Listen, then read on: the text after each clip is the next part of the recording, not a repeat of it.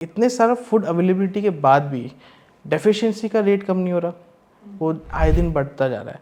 तो कहीं ना कहीं हमारे चॉइस ऑफ फूड में एक समस्या है, हम उसको काफ़ी ब्लैंकली ले रहे हैं कि ओल्ड एज में ज़्यादा वो सैड फील करते हैं, ज़्यादा वो ये सोचते हैं कि भाई मैं किसी और को क्यों परेशान करूं। तो वो रीज़न यही है कि वो ऑटोमेटिकली अपने आप को किसी पे डिपेंडेंट या बोझ नहीं समझना चाहते कि मैं क्या खा रहा हूँ, किस समय पे खा रहा हूँ, उसको किस तरीके से खा रहा हूँ, ज़्यादा तला हुआ है या फिर किस प्रकार में उसको बनाया, उस पर भी अगर फोकस किया जाए तो जनरली आपका जो भी समस्या है या फिर प्रॉब्लम है उसमें टेक केयर होगा। नमस्ते, जय हिंद, गुड मॉर्निंग। मैं हूं आपकी होस्ट, आपकी आज की एंकर डॉक्टर आस्था गुप्ता। आज हम एक ऐसी श्रेणी के बारे में बात करने वाले हैं जो आपके, मेरे, हम सब के घरों में मौजूद होते हैं, बुज़ुर्ग लोग।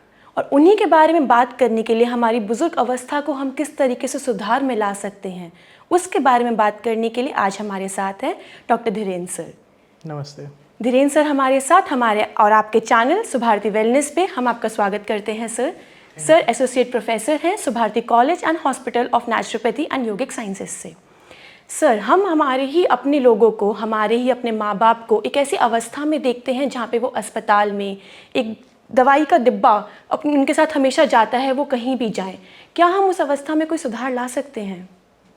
सबसे पहले मैं आप लोग को नमस्ते और थैंक यू बोलूँगा कि आपने मुझे यहाँ पे इस मंच को पे बुलाया और मुझे इस टॉपिक पे बात करने के लिए कंसिडर किया करके। तो आपका जो प्रश्न है कि हम देखते हैं कि हमारे पेरेंट्स जितने भी हैं वो एक दवाई का पाउच लेके घूमते हैं। डेफिनेटली हम उसको इम्प्रूव कर सकते हैं और वो जो इम्प्रूवमेंट है वो हमारे लाइफस्टाइल मॉडिफिकेशन से हो सकती है। लाइफस्टाइल मॉडिफिकेशन ऐसा नहीं है कि आपको स्टार्टिंग ऑफ द एज में करना था, अब आप सेट ऑफ एज पे आए हो और आप अब नहीं कर सकते। आप अपने जीवन शैली को कभी भी बदल सकते हो। उसका जब भी आप उसको इम्प्रूवमेंट या फिर उसको अच्छी खाने की योग और ये सब चीज़ को जब आप इंक्लूड करोगे, आपको इमीडिएटली उसका बेनिफिट आपके डे टू डे लाइफ में, आपके हेल्थ में सुधार दिखेगा। अब सिंपल एग्जांपल अगर हम देखें कि एक जब हम किसी को वृद्ध एज बोलते हैं, ओल्ड एज बोलते हैं, ये एज हम जनरली 50 या 50 से ऊपर के एज पे हम जनरली फोकस करते हैं। इसमें जैसे जैसे एज बढ़ता है, डिजीज़ भी या फिर जो बीमारियां हैं वो भी बहुत सारी बढ़ती है। तो अगर हम बहुत कॉमनली लाइफस्टाइल डिसऑर्डर की जो बात करें, जो सब में आप देखोगे या पाया जाएगा, डायबिटीज़, हाइपरटेंशन, घुटनों का दर्द या फिर आर्थराइटिस जिसको आज के डेट पे बोलते हैं। फीमेल्स में थायराइड हो सकता है, मेल्स में प्रोस्टेट की प्रॉब्लम हो सकती है करके। तो ये सारा जैसे जैसे अभी आप ये जो रेंज है, आप अगर 60 टू 70, 70 टू 80 करेंगे तो ये डिज़ीज़ बढ़ती ही जाती है। और इसका कारण ये है कि हम जो है डे वन से हमने टेक केयर नहीं किया या फिर हमने ध्यान नहीं दिया। अब इसका मतलब ये नहीं है कि हमारे पास सिर्फ एक ऑप्शन ये है कि हम दवाई खाएंगे और हम उसको उसी बेस पे कंट्रोल कर सकते हैं। मेडिसिन हेल्प करता है और इसके साथ अगर हम अपने जीवन शैली को इम्प्रूव करेंगे तो वो उसी मेडिसिन या फिर उसी चीज़ को रिकवरी या फिर उसको कंट्रोल करने में और ज़्यादा हेल्प करेगा। और इससे आपको फर्दर कोई भी मेडिकेशन के ज़्यादा डोज या फिर उसको डोज टैपरिंग भी, उसमें भी आपको मदद मिल सकती है। तो ये चीज़ें हमको ऐसे आप किसी भी अपने पेरेंट्स या रिलेटिव को अगर आप देखते हैं, एक जनरली मैं देखता हूँ कि जैसे मेरे फैमिली में जब भी मेरी मदर खाने बैठती तो सबसे पहले उनके दिमाग में होता है मेरी दवाई क्या है। तो हम उनको बोलते हैं कि खाने से पहले अब दवाई ही ज़्यादा फोकस रहता है, उतना फोकस अगर वो खाने पे भी करे।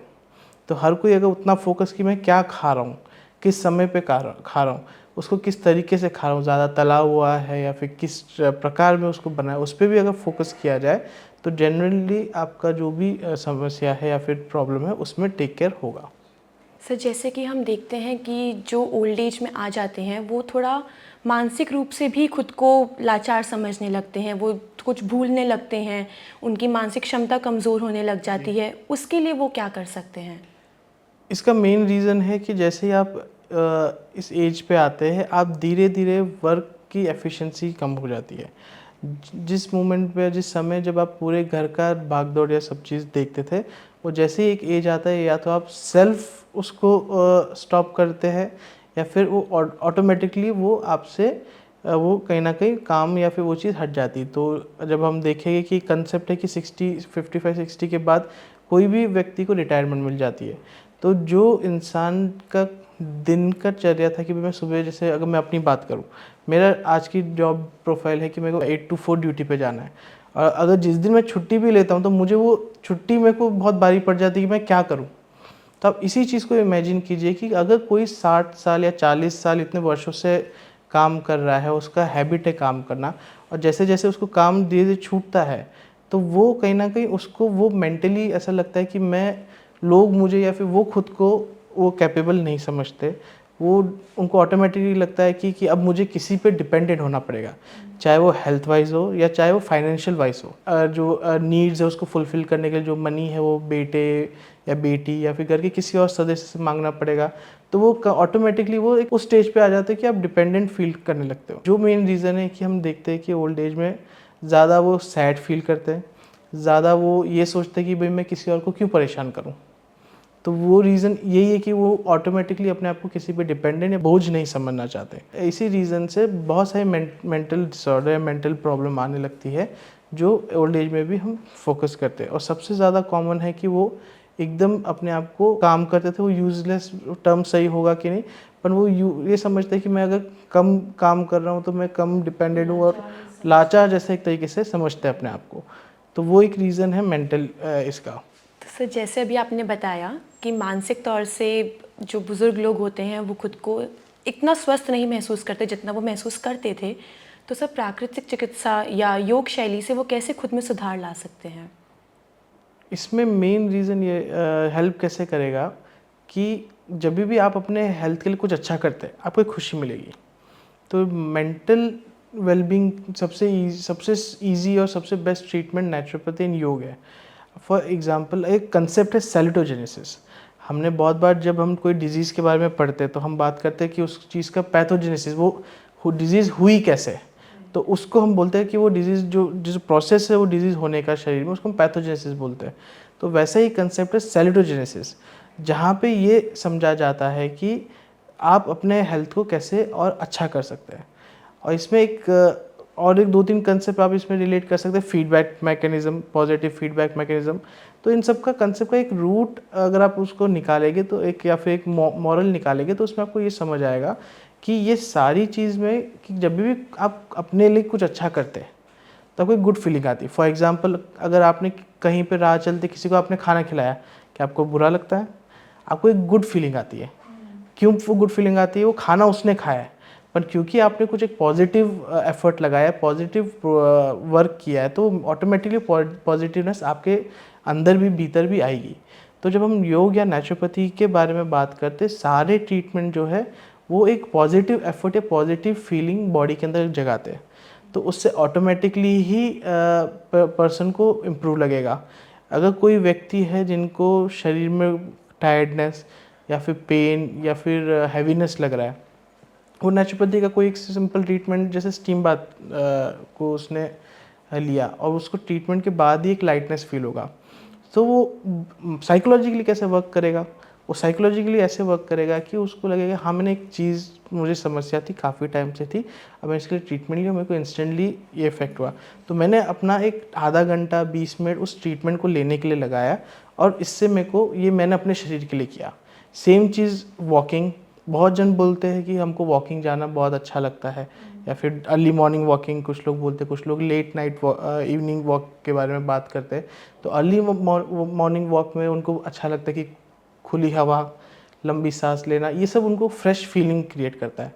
तो ये ऐसे ही वो मेंटल वेलबींग में भी वो सपोर्ट करेगा। इसमें और एक चीज़ आप रिलेट कर सकते हो कि ये ऐसे छोटे छोटे कार्य है या फिर ऐसे वर्क है जो कहीं ना कहीं उसको कोई भी एज पर्सन को ये बिलीव कराता है कि मैं इसके लिए किसी पे डिपेंडेंट नहीं हूँ। तो अगर कोई योगा कर रहा है, प्राणायाम कर रहा है करके, तो वो कभी भी किसी पे उसको करने के लिए किसी की मदद ज़रूरी नहीं कि हर बार लगेगी। अगर उनको थोड़ी बेसिक नॉलेज हो कि योगा कैसे करना है, नेचुरोपैथी के डाइट या फिर ट्रीटमेंट को अपने घर में कैसे लेना है करके, तो वो जब इम्प्लाई करते हैं तो उनको ऐसा लगता है ये टास्क था मेरे लिए और इसको मैंने अच्छे से करा, मुझे इसमें किसी की ज़रूरत नहीं पड़ी। तो वो एक पॉजिटिव फीडबैक उधर से भी आता है कि भाई मैं अपने आप को खुद से टेक केयर कर सकता हूँ और मुझे खुद की और मुझे किसी और की रिक्वायरमेंट नहीं है। उनको फिजिकल एंड मेंटल दोनों का वेलबींग, दोनों का एक तरीके से एक ही ट्रीटमेंट में अब वो मिल जाता है।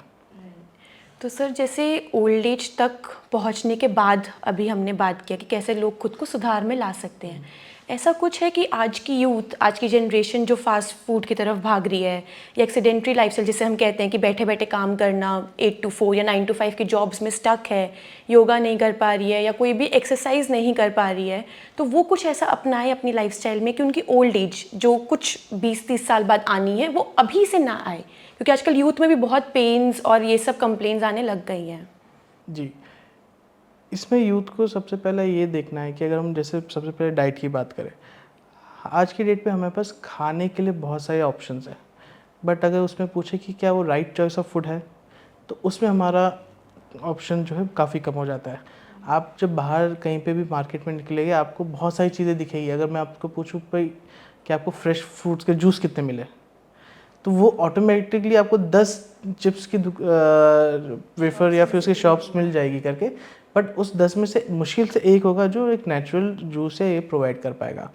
कमिंग टू सेकंड पॉइंट, इतने सारा फूड अवेलेबिलिटी के बाद भी डेफिशिएंसी का रेट कम नहीं हो रहा, वो आए दिन बढ़ता जा रहा है।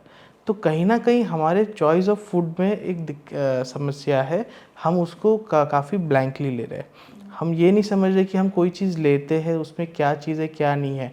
एक सिंपल यूथ जिनको अभी कोई हेल्थ के बारे में जानकारी नहीं है, उनको शुरू कहाँ से करना है, उनके लिए एक स्ट्रॉन्ग सजेशन रहेगा, आप कोई भी चीज़ लेते उसके पीछे उसका इंग्रेडिएंट लिखा है, आप उसको सिर्फ रीड कीजिए। मैं ये नहीं कहता कि भाई उसमें से आप ये लीजिए ना वो लीजिए, वो चीज़ ऐड होनी चाहिए, ये चीज़ वो और कॉम्प्लिकेटेड और फर्दर स्टेप्स हो सकते हैं आपके लिए, पर आप सिंपल चीज़ कीजिए। अगर उसमें लिखा है कार्बोहाइड्रेट कितना है, प्रोटीन कितना है, फैट कितना है, अगर आप ये 3 को भी अगर आप पढ़ते रहेंगे और इसमें आपको ऑटोमेटिकली खुद से इंटरेस्ट आएगा कि भाई मुझे क्या चीज़ देखनी, क्या चीज़ नहीं देखनी है। एज अ स्टार्टर आप कोई भी आइटम लेंगे उसमें इंग्रेडिएंट को आप फॉलो कीजिए कि आप क्या क्या चीज़ें अपने शरीर में डाल रहे हैं। हालांकि एट द एंड हमारा शरीर जो है वो इस चीज़ को प्रोसेस करने वाला है। अब आप इसमें कुछ भी डालो उसको वो प्रोसेस करेगा, बट वो बॉडी पे कितना एफर्ट लगना पड़ेगा उस चीज़ को पर्टिकुलर प्रोसेस करने के लिए, वो बहुत ज़रूरी पड़ जाता है। दूसरी चीज़ रहती है, जैसे आपने बोला कि फ़िज़िकल एक्टिविटी, आज की डेट पे फ़िज़िकल एक्टिविटी मैं कहूँगा कि नेक्स्ट टू निल हो गई है। मीन्स मैंने ऐसे भी देखे कुछ स्टूडेंट जो आजू बाजू में बैठे हो एक दूसरे को मैसेज में बात कर रहे हैं, है ना। तो अब वो कुछ भी रीज़न हो क्या बात कर रहे हो हमें नहीं पता, बट देन ये कहीं ना कहीं एक एफर्ट जो है हमको लगाना पड़ेगा कि भाई हमको फिज़िकल एक्टिविटी अपनी इम्प्रूव करनी है। और ये सारी चीज़ जो है आपको स्ट्रॉन्ग डिटर्मिनेशन चाहिए, इसमें आपको स्ट्रॉन्ग स्ट्रेंथ, आपको ऑलरेडी रेडी स्ट्रॉन्ग फिजिक या बॉडी की रिक्वायर्ड नहीं है, आपको एक माइंडसेट की रिक्वायर्ड है कि मुझे एक चीज़ को अगले 10 दिन, अगले 20 दिन, अगले 1 महीना, 1 साल करना है, मीन्स इसको मुझे करना है। अब आप कैसे करोगे, वो क्या करोगे, वो आपका कम्प्लीटली ऑप्शन है, बट आपका एक स्ट्रॉन्ग विल होना चाहिए कि ये चीज़ मेरे को रिपीटली करनी है। लोग आज के डेट पे ये चाहते हैं कि मुझे कुछ भी हुआ वो रातों रात ठीक हो जाए। इवन ये कंसेप्ट जो है मोटापे के लिए भी यूज़ होता है, हर चीज़ के लिए भी होता है कि मैं बैठे बैठे मुझे सब कुछ ठीक हो जाए। कोई भी चीज़ बैठे बैठे अगर नहीं होती, हालांकि आजकल तो बैठे बैठे हो रही है, बट बैठे बैठे नहीं होती तो उसको ठीक करने के लिए भी आप कुछ एक्शन, आपको बॉडी को एफर्ट देना पड़ेगा। तो यूथ को दूसरा स्टेप ये करना पड़ेगा कि फिज़िकल एक्टिविटी को उनको ऑब्जर्व करना पड़ेगा। और ऐसा नहीं है कि भाई आपको 2 घंटा, आज से ही 2 घंटा दौड़िए, आप स्टार्ट तो कीजिए, आप 10 मिनट स्टार्ट कीजिए, आप उसका पॉजिटिव इफेक्ट देखिए, आप उसको फिर कल को 15 मिनट करोगे, 20 मिनट करोगे, वो रेगुलर करना इंपॉर्टेंट है। वो कितने देर किया वो सेकेंडरी हो जाएगा जब आप उसको रेगुलर करोगे। आपने सुना होगा कि प्राणायाम 10 मिनट का प्राणायाम भी बहुत सारा बेनिफिट दे सकता है। So let's start with 10 minutes of pranayama कि भाई हम 10 मिनट daily Omkar chanting, cooling pranayama, balancing pranayama इसके बारे में जाने, भ्रामरी प्राणायाम इसके बारे में जाने, और 10 मिनट का इसकी प्रैक्टिस डेली करें। और आपको इससे पता चलेगा कि भाई अच्छा ये मेरे को बॉडी में कैसे इफेक्ट कर रहा है और मैं इसको आगे और क्या ऐड कर सकता हूँ। आप ही खुद, जब आपको एक पॉजिटिवनेस फील होना स्टार्ट होगा, आप खुद ही ऑटोमेटिकली 4 चीज़ और अपने में ऐड करेंगे। दूसरी चीज़ हो गई कि आप कोई भी यंग एज में है, उनको ये चीज़ समझने की ज़रूरत है कि आप एक, अगर हम समझे कि एवरेज अगर कोई इंसान, मनुष्य 100 साल जी रहा है, तो उस 100 साल में फर्स्ट 50 ईयर अगर आपने अपनी बॉडी को दिया, तो नेक्स्ट 50 ईयर आपको कोई ज़्यादा समस्या नहीं होगी। अगर आपने फर्स्ट 50 ईयर अपने बॉडी में ये सब चीज़ें ध्यान नहीं रखी करके, आपने ये नहीं देखा करके कि भाई आप क्या खा रहे, कैसे एक्सरसाइज हो रही है और आपका दिनचर्या कैसा है, नेक्स्ट 50 आप इसी चीज़ पे परेशान होते रहोगे कि भाई आपको इतनी सारी डिजीज़ कैसे हुई। इसका सीधा सीधा एग्जांपल है कि अगर हम हमारे आज के डेट पे फादर या ग्रैंडफादर को देखें, उनके पास एक डिजीज़ नहीं, उनके पास मल्टीपल सेट ऑफ डिजीज़ है। आज के डेट पे जो है डिजीज़ टर्म कॉमनली यूज़ होता था, अब मेरे को ये लगता है कि डिजीज़ बहुत जल्दी डिजीज़ नहीं सिंड्रोम टर्म यूज़ होगा। और सिंड्रोम का मतलब क्या होता है कि उसमें सेट्स ऑफ डिजीज़ होते हैं। अब अगर यही कंसेप्ट हम हमारे ग्रैंडफादर या ग्रेट ग्रैंडफादर में देखें, उनको या तो डिजीज़ होती नहीं थी या तो एक चीज़ ही डायग्नोस हुई होती थी। अब जो देखिए, आप आज 23-23 साल के 22-22 साल के बच्चों को भी हार्ट अटैक हो रहा है। तो ये जो है ये इसी की वजह से है कि हम काफ़ी उसमें आ गए कि हमको अपनी लाइफस्टाइल ईज़ी रखिए। आप अपनी लाइफस्टाइल ईज़ी रखने में या फिर कंफर्टेबल में कोई मना नहीं कर रहा। क्या वो इतना कंफर्टेबल होना ज़रूरी है कि भाई हम कुछ भी ना करें, हम बेड से उठ ही नहीं रहे हैं, हम पूरा 12-12 16-16 घंटे चेयर पे बैठे, हम रात को जब लोग दुनिया सो के उठती है तब हम सोने जा रहे हैं, है ना। तो वो सब चीज़ें करना कहाँ तक सेंसिबल है, कहाँ तक ज़रूरी है और एट द एंड कि किसके लिए फ़ायदा होगा। जो आप ये अगर कोई ये बोलता है कि भाई ये मेरा कुछ लोगों की प्रोफेशन ऐसा होता है कि जिधर उनको रिक्वायर्ड होता है, जैसे जिनके नाइट ड्यूटीज़ होती है तो उनको रिक्वायर्ड होता है, मैं मना नहीं कर रहा करके, बट कुछ अल्टरनेट ऑप्शन उनके लिए या फिर कुछ ऐसा करना उनको पड़ेगा कि जो ये इसको कहीं ना कहीं कंपनसेट करे। क्योंकि बॉडी में एक साइकिल रहता है जिसको हम बोलते हैं सर्कैडियन रिदम या सर्कैडियन साइकिल, जो आपके पूरे सीज़न को बेस पे, आपके पूरे डे के बेस पे वो वर्क करता है। उसी साइकिल के बेस पे आपके शरीर से एक हार्मोन्स या फिर रिलीज़ होना, ये सब चीज़ें भी टेक केयर होती है। तो आपको बहुत ज़रूरी है कि ये ध्यान रखना कि आप अपने बॉडी को कैसे उस स्टेट पे लाइए जहाँ पे आपको ये सारा चीज़ें है, मना नहीं कर रहे, पर इसके साथ कुछ एक या दो चीज़ ऐसी ऐड ऑन कीजिए तो बेनिफिट करें।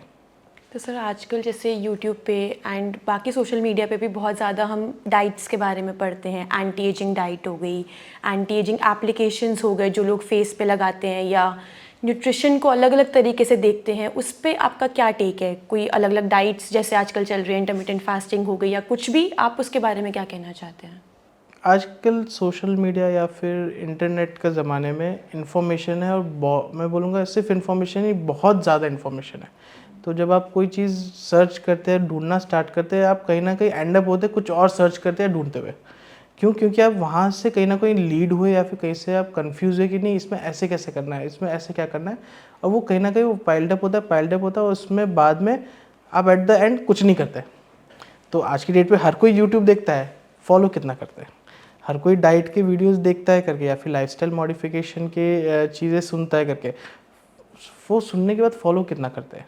क्योंकि कभी कभी सामने वाला जो एक्सप्लेन कर रहा है या तो कॉम्प्लिकेटेड कुछ बता देता है, जो लगता है कि भाई ये सुनने में ही कॉम्प्लिकेटेड लग रहा है तो मैं कैसे करूँ, है ना। तो वो चीज़ें आपको इतना रखना है कि आपको एकदम सिंपल और सटीक रखना है कि अगर आप कोई चीज़ करते हैं, देखते हैं करके, सबसे पहला उसको फर्स्ट डे 1 पे ही इम्प्लाई, अगर वो कोई काफ़ी सेंसिबल चीज़ आपको लगती है कि हाँ ये तो वेरी बेसिक है, अगर मैं किसी को बोलूँ कि भाई आपको ब्रीदिंग प्रैक्टिस करनी चाहिए या फिर आपको प्राणायाम करना चाहिए, तो वो सेंसिबल है, हर कोई जानता है ये ज़रूरी है और ये हेल्पफुल रहेगा, वो आप इमिडिएटली स्टार्ट कर सकते हो। कहीं पे कोई न्यूट्रिशन या कोई सप्लीमेंट या ऐसी चीज़ है, मैं स्ट्रांगली सजेस्ट करूँगा कि एक कोई फैमिली डॉक्टर या फैमिली फिजिशियन से एक बार कंसल्ट कर लीजिए कि मैंने ऐसी चीज़ देखी थी, क्या ये मेरी बॉडी को बेनिफिट करेगा कि नहीं।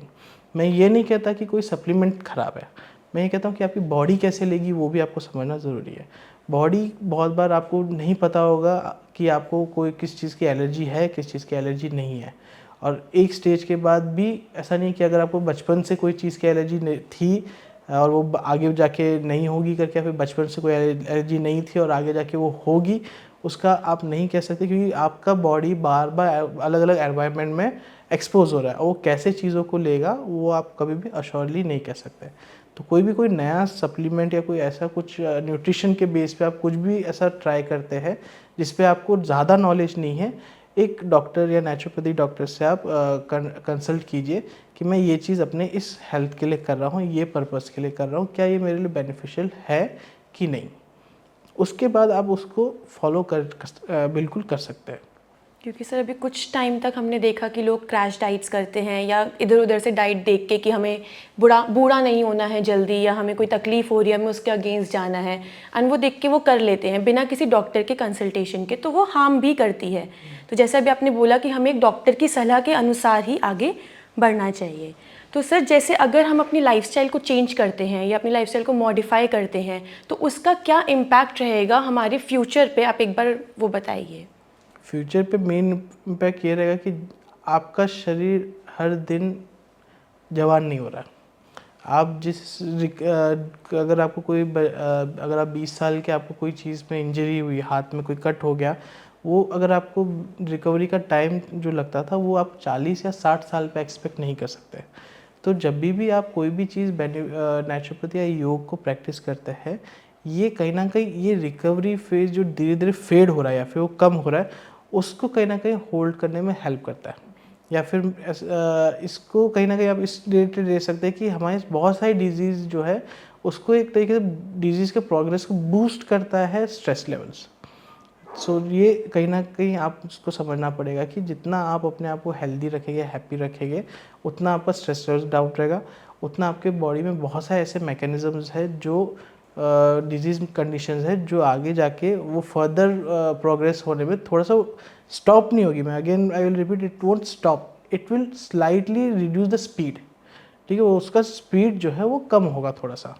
ठीक है, तो ये आपको समझना ज़रूरी है। जैसे कि सर अभी हमने पहले बात की थी कि ओल्ड एज में, मतलब बुज़ुर्ग अवस्था में बहुत ध्यान रखना पड़ता है हमें, चाहे वो फिज़िकली डिपेंडेंसी हो या दिमागी तौर से लाचार होने की वजह से इंसान डिपेंडेंट हो जाता है। तो उसके लिए क्या क्या फैसिलिटीज़ या क्या क्या व्यवस्था हमारी गवर्नमेंट ने भी कर रखी है? आजकल बहुत सारे ऑप्शंस अवेलेबल है, बहुत सारे एनजीओ इस पे काम कर रहे हैं करके कि ओल्ड एज में क्या रहता है कि ये आप कम्प्लीटली किसी एज पर्सन को ब्लेम नहीं कर सकते कि वो पर्टिकुलर अपना टास्क क्यों नहीं कर पा रहा। अब ये और एक चीज़ डिपेंड करता है कि पर्सन की उम्र क्या है, हम किस एज पे बात कर रहे हैं। शायद तक से ये दिक्कत जो अभी भी 60-70 पे है उनको नहीं होगी, पर जिनकी एज 80-85 के ऊपर हो रही है उन पे हमको और टेक केयर करना पड़ता है। उनको और टेक केयर करने का रीज़न ये भी है कि वो काफ़ी बॉडी जो है वीक होने लगती है, उनका ऑटोमेटिकली खाने का क्वांटिटी कम होता है, उनके इंजरी के चांसेस बढ़ते हैं, फॉल के चांसेस बढ़ते हैं, उनको कुछ चीज़ें याद रहने में दिक्कत होने लग जाती है। तो ये सारी चीज़ जो है इसके लिए एक बहुत सारी ऐसी फैसिलिटीज़ है जहाँ पे आपको एक सेकंड पर्सन रिक्वायर्ड हो जाता है, जहाँ पे वो आपको फुल टाइम टेक केयर करे, बाथिंग हो या फिर एक्सरसाइज के बारे में हो, एक्सरसाइज कराने में टाइम टू टाइम मेडिकेशन उनको लेना हो, ये सारी चीज़ों को टेक केयर करने के लिए आपको एक पर्सन रिक्वायर्ड होता है। अब इसमें बहुत बार ये पाया गया है कि सारी फैमिली जो है वो जॉइंट फैमिली नहीं होती। आज की डेट में तो न्यूक्लियर फैमिली बहुत कॉमन है, मीन्स वो जो कंसेप्ट है ना कि हस्बैंड वाइफ एंड चाइल्ड, बहुत सारी फैमिली उसी बेस पे ही मॉडल पे सर्वाइव कर रही है। और ये कहीं ना कहीं जो हम पहले देखते थे कि दादा दादी चाचा मामा मामी सब लोग जॉइंट फैमिली, बड़ी फैमिली रहती थी, मिलकर रहती थी, तो उसमें कोई ना कोई हमेशा एक टेक केयर करने के लिए होता था। अब जब अगर मैं बोलूँ कि आप है, आपके पार्टनर, लाइफ पार्टनर है, आपका बच्चा है और आपके साथ आपके पेरेंट्स है, तो बच्चा जाएगा स्कूल में, दोनों हस्बैंड वाइफ जाएंगे अपने जॉब के लिए, तो बच्चे को टेक केयर करने की क्वेश्चन हमेशा आ जाता है। तो इसके लिए ऑप्शन आप क्या बोलते हैं, एक फुल टाइम नर्स रख सकते हो, जिसके लिए आपको वो स्ट्रांगली अश्योर होना पड़ेगा कि वो जेन्युइनली वो वर्क कर रही है कि नहीं। दूसरी ऑप्शन जो रहता है कि आप ऐसे फैसिलिटीज़ में ओल्ड एज केयर के ऑप्शंस आज की तारीख में है जहाँ पे आपको सारी सुविधा मिलती है, जहाँ पे आपको अपने प्रियजन को वहाँ पे आप स्टे करा सकते हैं, उधर उनका ट्रीटमेंट, उनका डाइट, उनका रहना खाना एक्सरसाइज सब कुछ टेक केयर होगा करके। और प्लस इसमें बेनिफिट क्या है कि उधर घर पे आपको other option of treatment modalities नहीं है जो वो ऑटोमेटिकली मिलेगी। सेम एग्जांपल हमारे सुभारती में भी सुभारती जेनेटिक केयर की सुविधा है, जहाँ पे हम ओल्ड एज में उनको उनका डाइट, उनका time to time medication, stay, proper good stay, एक को एक्टिविटीज़ करिकुलम एक्टिविटी में इंड्यूस करना, ये सब के साथ साथ नेचुरोपैथी योगा इंटरवेंशन के लिए पूरी फैसिलिटीज़ अवेलेबल है। दिन में 2 बार योगा का ऑप्शन है करके। उसके साथ हमारा जो पूरा हॉस्पिटल सेटअप है, जिसमें बाकी सारे डिपार्टमेंट्स और बाकी सारे ट्रीटमेंट का एक्सेस इमीडिएटली मिल जाता है। तो कोई भी इसको भी एक्सेस कर सकता है, इसको फैसिलिटी को भी हमारे यहाँ पे आके ले सकता है, जहाँ पे जिनको ये समस्या आ रही है कि मैं अपने प्रियजन को केयर करना चाहता हूँ, पर मैं खुद रुक के नहीं कर पा रहा, पर मुझे वो केयर करना है, वो कैसे करें। तो आप सब इस ऑप्शन को ले सकते हैं। हम हमारा नंबर इस नीचे शो करेंगे, जहाँ पे आप कॉल करके पूछ सकते हैं कि क्या क्या फैसिलिटीज़ है, और डिटेल्स आप हमसे ले सकते हैं। कि सर हम जितनी भी कोशिश कर लें, हम घर पर नहीं पूरी तरीके से ध्यान रख पाते। हमें भी बाहर जाना होता है या हमारे पेरेंट्स भी बाहर जाते हैं, तो हम पूरी तरीके से कोशिश करके भी वो पूरा नहीं कर पाते। इसलिए ओल्ड एज होम एक अच्छा ऑप्शन रहता है। जो एक स्टिग्मा है, जो एक हमारी सोसाइटी में एक बना हुआ है रूल कि ओल्ड एज होम में माँ बाप को डाल दिया, वो चीज़ गलत है, खुद ध्यान नहीं रख पा रहे हैं, उस स्टिग्मा से कैसे कोई इंसान लड़ सकता है?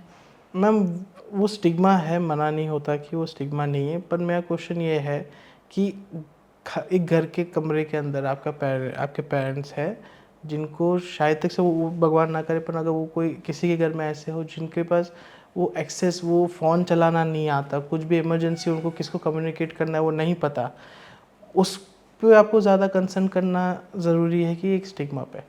लोग कहते हैं आप कि ऐसी जगह भी होगी या फिर एक्सपीरियंस होगा कि जहाँ पे ये स्टिग्मा डेवलप हुआ है करके, बट देन आपको अश्योरेंस अगर है कि कोई भी ऐसी इंस्टीट्यूट है, कोई भी ऐसी ऑर्गेनाइजेशन है जहाँ पे आपको सेटिस्फैक्ट्री रिजल्ट मिलेगा, या फिर आपको कॉन्फिडेंट है कि यहाँ पे मेरे प्रियजन के साथ कुछ गलत नहीं होगा, देन हम क्यों नहीं वो बेनिफिट उनको दे जिनको रिक्वायरमेंट है, रादर देन वो स्टिग्मा पे कि नहीं लोग क्या बोलेंगे। मीन्स वो एक मूवी में मैं सुना था, लोग क्या बोलेंगे, लोगों का काम है बोलना, है ना।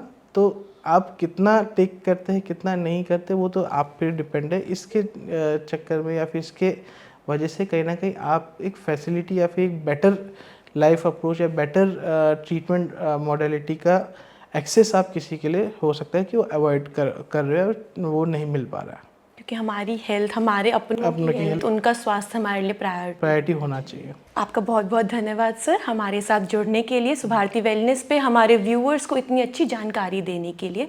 आप लोग हमारे साथ जुड़े रहिए और सुभारती अस्पताल की सारी फैसिलिटीज़ को अवेल करने की कोशिश कीजिए, क्योंकि आपका स्वास्थ्य आपकी प्रायोरिटी होना चाहिए। सुभारती हॉस्पिटल में yoga, naturopathy centre, de addiction centre, geriatric care, जैसे भी सर ने बताया, ओल्ड एज होम, इन सब के आप लाभ को उपलब्ध कर सकते हैं, उनका फ़ायदा उठा सकते हैं। सबकी डिटेल्स आपको कैप्शन में मिल जाएंगी। आपका बहुत बहुत धन्यवाद। जय हिंद।